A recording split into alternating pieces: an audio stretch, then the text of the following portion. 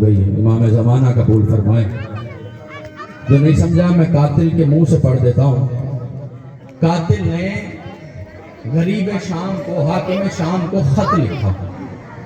خط کا پہلا جملہ یہ لکھا: اے حاکم شام، ہم نے علی کی زوجہ کو بہت مارا۔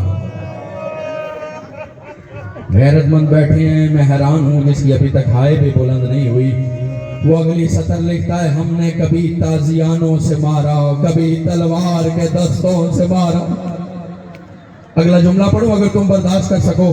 وہ حاکم شام کو خط میں لکھتا ہے: حاکم شام، ہم نے اتنا مارا کہ جلتا ہوا دروازہ اس بی بی پہ گرایا۔ کہاں مار رہے تھے، وہ بی بی کے راہ کے کہہ رہی تھی: بابا بابا بابا۔ کہ ہم نے سوچا کیا ہوا، مصطفیٰ کی بیٹی ہے تو علی کی زوجہ۔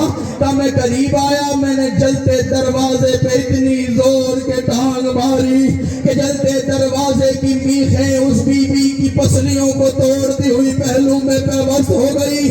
وہ پیوست ہونی تھی، اس نے تڑپ کے کہا: یا علی، وہ میرا محسن مارا گیا۔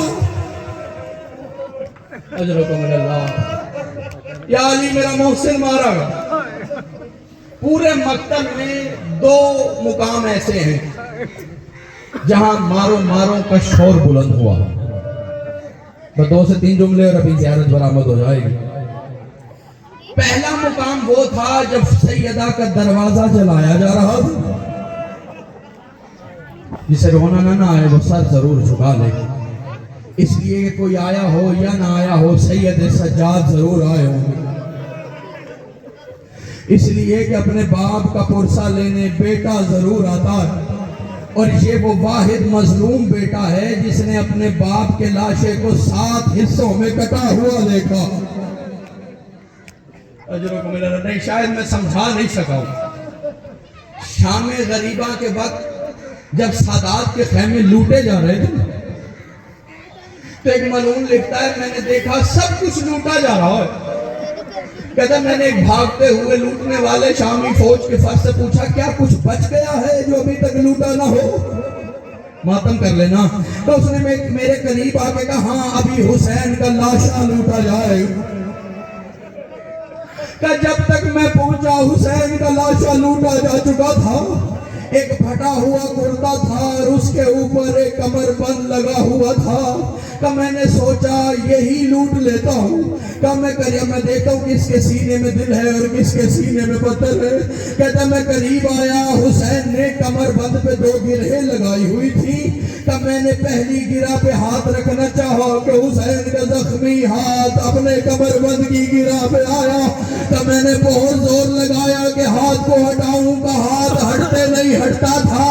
ظالم کہتا میں نے پہلو سے خاردار خنجر نکالا، زہرا کے لال کا پہلے دایاں ہاتھ کاٹا، ماتم کر لینا، پھر بایاں ہاتھ کاٹا۔ صبح کو جب علی کی بیٹی آئی تڑپ کے کہتی ہے: نانا ذرا مدینے سے دیکھ، جسے تو شانوں پہ اٹھاتا تھا، ہاتھ بازو کاٹے جا چکے۔ اجرکم اللہ۔ بس ایک سے 2 لوگ۔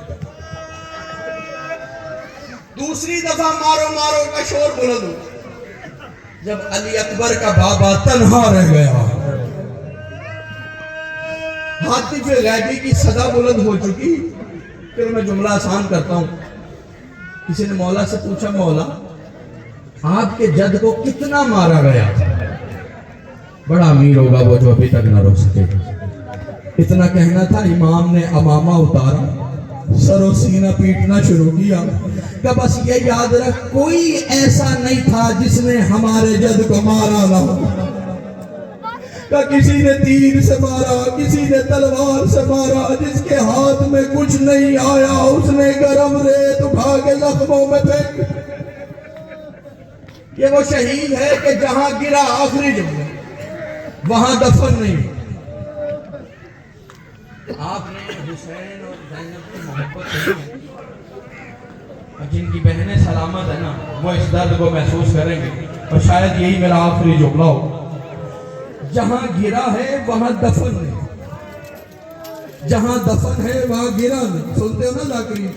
قیامت کا جملہ میں اب پڑھنے لگا ہوں کسی نے مولا سے پوچھا مولا یہ فاصلہ طے کیسے ہوا؟ مولا نے تڑپے گا نہ پوچھتا تو بہتر تھا۔ ایک ظالم نے زہرا کے لال کی زلفوں میں ہاتھ ڈالا، معصوم فرماتے ہیں وہ کھینچتا ہوا سیدھا مقتل گاہ تک نہیں لایا۔ کہ مولا پھر کہاں لایا؟ کہ وہ کھینچتا ہوا علی کی بیٹی کے خیمے کے باہر آیا، باہر آ کر کہتا ہے علی کی بیٹی ذرا باہر آ، تیرا بھائی تو اسے ملنے آیا ہے۔ کہ اتنا کہنا تھا پردہ ہٹا، ظالم نے حسین کو داڑھی سے پکڑا، دونوں ہاتھوں سے ظلم کرنا شروع کیا۔ 4 سال کی بیٹی تڑپی، تڑپ کے کہتی ہے ظالم نواز 3 دن کا بھوکا اور پیاسا ماتم حسین۔